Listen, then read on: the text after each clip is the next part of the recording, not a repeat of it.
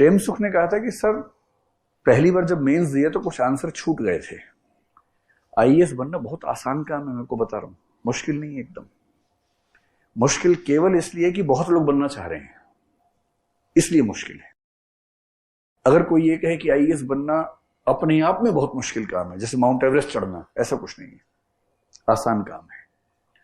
अगर स्ट्रेटेजी ठीक हो, मेहनत आपको ठीक से करनी आती हो, तो आसान काम है, मुश्किल काम नहीं है। मतलब जीएस के 4 पेपर्स हैं आईएएस में, मेंस की बात कर रहा हूं अभी।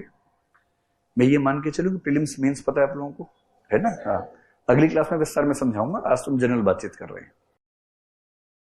जो व्यक्ति मेंस के जीएस के 4 पेपर में सारे के सारे क्वेश्चंस का आंसर लिख के आ जाता है, छोड़ता नहीं है, ये अपने आप में लगभग पर्याप्त है कि वो कम से कम टॉप के कुछ लोगों में शामिल हो जाएगा, बशर्ते उसका वैकल्पिक विषय और निबंध अच्छा हो। कितनी सिंपल चुनौती है, आपको हर पेपर में सारे प्रश्नों का उत्तर पूरा कर देना है।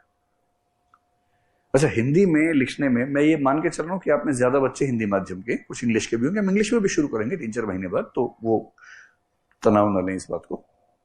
ये बात निर्विवाद है कि हिंदी में लिखने की स्पीड इंग्लिश से थोड़ी सी कम रहती है, क्योंकि शिरोरेखा नहीं होती, मात्राएं नहीं होती, और इंग्लिश में अगर आप देखेंगे तो एक समय के बाद फ्लो बनता है, सारे अल्फाबेट्स जुड़ने लगते हैं आपस में, तो टाइम बच जाता है उससे।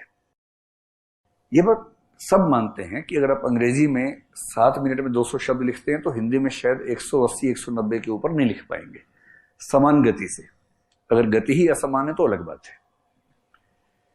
तो एक तो चैलेंज यूपीएससी में है कि सारे पेपर पूरे करें कैसे, ऊपर से हिंदी माध्यम में चैलेंज थोड़ा और ज्यादा है और सघन है, तो वो कैसे करें। जो उत्तर मैं आपको बता रहा हूं वो इन्होंने भी दिया था और इन्होंने भी दिया था मुझे पर्सनल, जब हम बात कर रहे थे, दोनों का एक जैसा जवाब था। मैंने इस पर बल्कि पत्रिका में संपादकीय में भी 1-2 बार जिक्र किया इस बात का। प्रेम सुख ने बताया, अगले साल गंगा सिंह ने बताया 2 साल बाद, कि सर पहले मेंस में ना आंसर छूट गए थे, और हमें यह समझ में आ गया था कि आंसर अगर पूरे नहीं होंगे तो सफल होने का सवाल ही पैदा नहीं होता।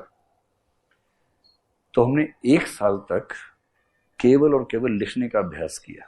मतलब पढ़ाई तो सामान्य है ही, ज्यादा अनुपात रखा लिखने का अभ्यास पे। और लिखने का अभ्यास का मतलब क्या है कि 3 घंटे में पूरा यूपीएससी का एक मॉडल पेपर सॉल्व करना है। और वहां दिक्कत ना आए इसलिए क्या किया, एक एक दिन में 3-3 पेपर लिखे, 9 घंटे। यूपीएससी के एक पेपर का मोटा मोटा मतलब होता है 4000 शब्द। एक एक दिन में 12-12 हजार शब्द लिखे। तो मैंने कहा बड़ी दिक्कत होती होगी। बोला सर शुरू में तो उंगलियां कांपती भी थी, उंगलियों के बीच में जहां पेन पकड़ते हैं वहां गड्ढे हो जाते थे, दरारें जैसी हो जाती थी।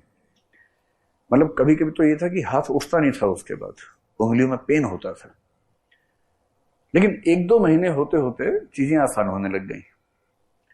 और जब 3 पेपर हम आराम से लिखने लग गए, 3-3 घंटे में होने लग गए, तो यूपीएससी में तो ये हुआ कि 3 घंटे के पेपर में हमने करीब 2.25-3 घंटे में पूरा भी कर लिया, और उसके बाद थोड़ा समय रिवाइज करने के लिए, थोड़ा सा उसको सुंदर बनाने के लिए भी समय मिल गया। और उन्होंने कहा कि अगर कोई इतना भी तय कर ले कि 3 घंटे में वो एक भी क्वेश्चन छोड़ेगा नहीं, तो यूपीएससी में लगभग तय है कि ये व्यक्ति इस बार नहीं तो अगली बार सिलेक्ट हो ही जाएगा। इतनी मेहनत जो करने को तैयार हो वही इस रास्ते पे चले, वरना ये रास्ता आलसियों के लिए तो नहीं है एकदम। तो